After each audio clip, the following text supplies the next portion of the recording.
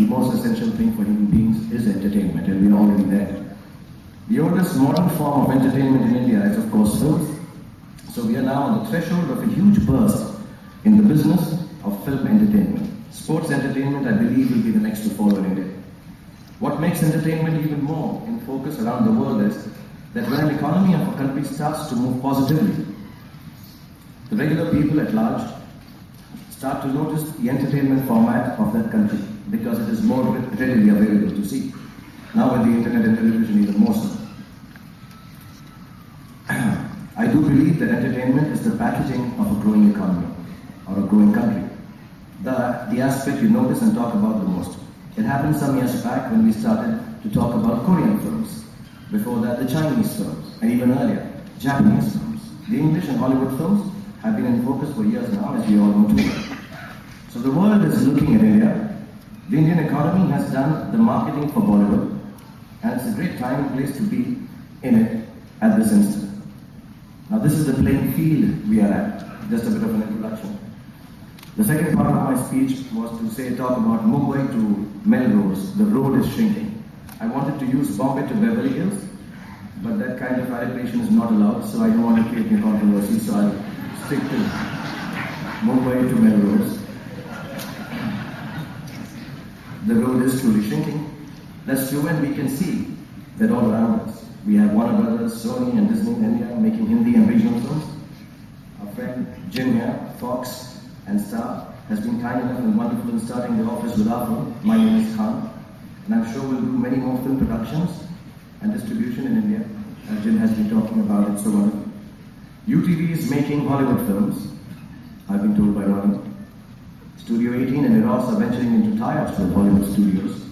And Big Picture showed us an absolutely kick-ass presentation the other day, which actually made us aware that they might be buying the whole Hollywood, actually. All this is good news. In all these wonderful happenings around the world of entertainment, there is this one word which I keep hearing from Indian filmmakers to which I have an aversion. I would like to just make a mention of that, then move on to more positive ways of thinking about a synergy between Hollywood and Bollywood.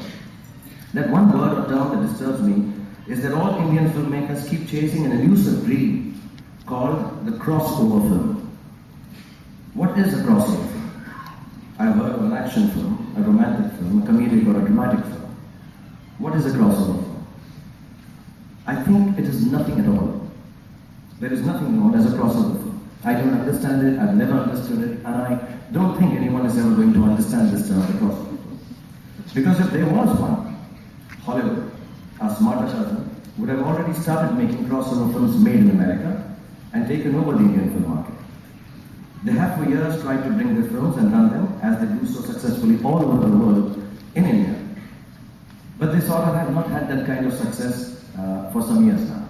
They quickly realized that Indian viewer is used to a certain kind of cinema, which is unique to India. Its sentimentality, the songs, the drama, the mothers, all of what makes Bollywood cannot be replicated by Hollywood. So they quickly decided to release non-dialogue-centric films and dub them in Indian languages. Films which Indians don't mind watching if the hero and heroines are not dancing. So we throng to see dinosaurs who don't dance, and Nadi girls don't sing. Maybe speak in Bhojpuri and Marathi instead, or Bengali. We need to take this cue from our smarter cousin. They've been here long enough, longer than any of us. Smarter cousin being Hollywood. And stop being stubborn about selling a dream of a 3-hour-long film, interval-laden cinematic offering, and hope for it to cross over. Let me say plainly to all Bollywood filmmakers, this truly is my belief. This ship ain't crossing over the 7 seas, guys. Also, just in case we haven't realized, let me just clarify it and everyone, especially Indian guys, because we feel very proud. Slumdog isn't a Bollywood film.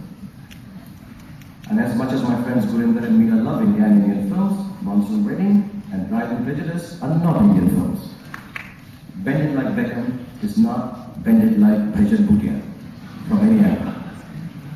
So how do we go forward with our desires to globalize Bollywood films? Because globalize we must. I think there is a need for a quid pro quo. I can't pronounce this word. Is that how you pronounce it? Quid pro quo? Yeah, okay. Quid pro quo relationship with Hollywood.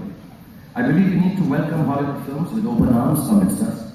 Let them enjoy the benefits of this growing entertainment market in films and television, make alliances and allow them to make films here because we are cheap, not in the sense of being cheap, but just in, and now that you've told us, Jim, that we are the mother of the cradle of humanity. Now we believe we have the right over every film that is made anyway. We kind of cheat like that.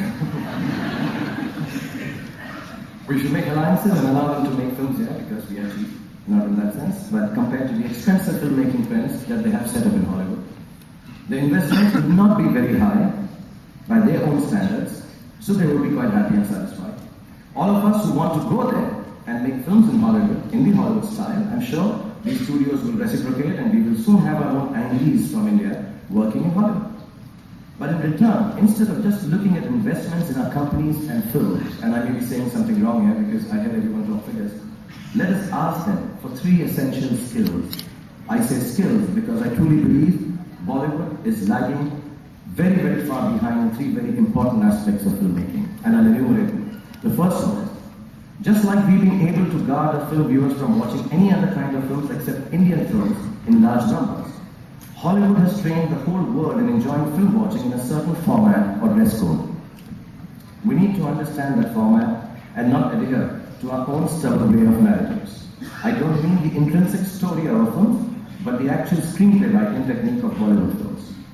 The sooner Indian filmmakers realize that screenplay writing is not an art form, but a science, the faster our films will globalize. Hollywood can help us exchange that knowledge. Will Smith told me, I have met him, so let me show off. So if I didn't meet James Cameron, he does 2 films a year, and I asked him how does he choose them, and he says, one of them I do, which sort of gives him creative artistic satisfaction as an actor. And the other one, he always does with a bigger superstar than himself, as a co-star. When I asked him who would that be, he said VFX and technology.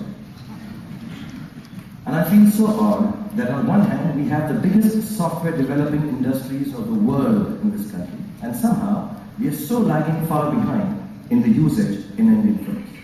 We have the means to buy the machines, but we don't have trained mechanics to run them. That is the big investment we are looking from Hollywood. We need to develop people who can make us our own cheaper, better, faster softwares for filmmaking and have a special branch of trained visual effect teams and a talent here. As it is cheaper to make films here, let us ask our Hollywood counterparts to help us develop this industry. If you really want to go global, this is an important criteria. Look at the successes of Hollywood films in terms of blockbusters. If not all, then at least the majority of them have superstars bigger than Will Smith in them. This applies not only to the VFX, but to filmmaking technology in general. The last bit, the third most important part. Are you throwing me off the stage? No. Right. The third most important aspect we need to adopt from the Hollywood films is the discipline and organization with which they do their business. Jim was giving us I have spent a lot of time with Jim and his team, and it's wonderful to see how they organize their paperwork. We do get a little stressed in the beginning, but it is highly organized. This organization already exists in India and other businesses, but is woefully lacking in the business of films. This needs to filter down to our own distribution system of films based on their models maybe, and most essential aspect that we need to learn from them is also the science of marketing the films, which we hardly do in our country. Having done this kind of exchange of ideas and learning with the Hollywood friends, only then it makes sense to demand the usage of their wide distribution network around the world. They will also be more committed and excited about taking us global. If we just stop at utilizing only monetary investment from these studios, we will be letting them off cheap. And that, as we all know, with Indians, we will never be able to live with that. We will never let people cheat you. The knowledge that Hollywood can bring to Bollywood is much more essential than the investment it already is doing there. The time has come to have a symbiotic relationship where we both can feed off the knowledge that we have instead of just the monies. The economics will follow, because then Hollywood and Bollywood together can have a global audience watching our films. Hollywood can have Indian audience and Bollywood can have a global